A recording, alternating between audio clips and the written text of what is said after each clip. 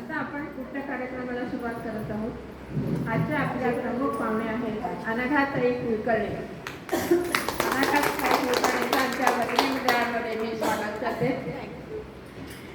ज्या हार्टफुलनेस मेडिटेशनच्या चांगल्या अभ्यासक आहेत, रिसेप्टर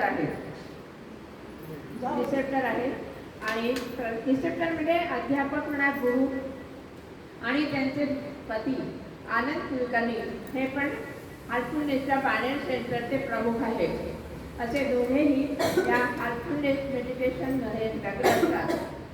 आज वेळ काढून त्या ठिकाणी आलेले आहेत।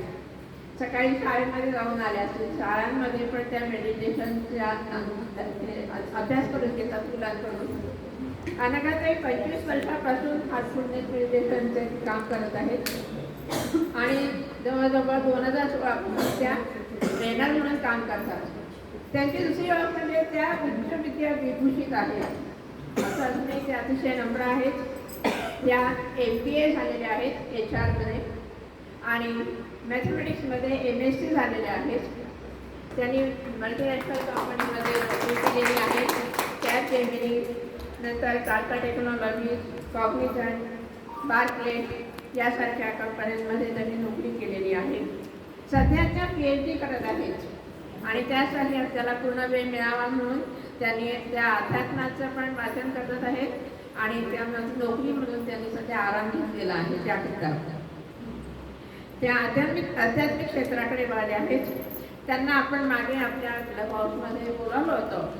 त्यांनी भगवद्गीतेवरचे 7 रत्न याबद्दल विवेचन केलं होतं। असं माहितीच आहे, काही जण त्यांना ओळखतात, पण ही त्यांची तिसरी ओळख आहे की भगवद्गीतेचा त्यांचा खूप सखोल अभ्यास आहे। आता सध्या पण रोज त्यांचे भगवद्गीतेवर प्रवचन सकाळी ऑनलाईन सुरू आहे। कोणाला ऐकायचे असेल तर ऐकू शकतात। त्यांचा अभ्यास इतका सखोल आहे की इतके एका शब्दाला पर्यायी शब्द मराठी इंग्रजी बरेच सांगतात आणि खोलवर असा अभ्यास त्यांचा आहे।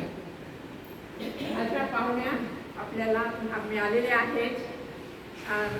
अनघाताईंना मी विनंती करते, तुमचे प्रवचन ऐकायला सर्वजण उत्सुक आहे आणि गुरुचं महत्त्व, आपल्या जीवनामध्ये गुरुचं काय महत्त्व आहे याबद्दल त्यांनी 2 शब्द सांगावे।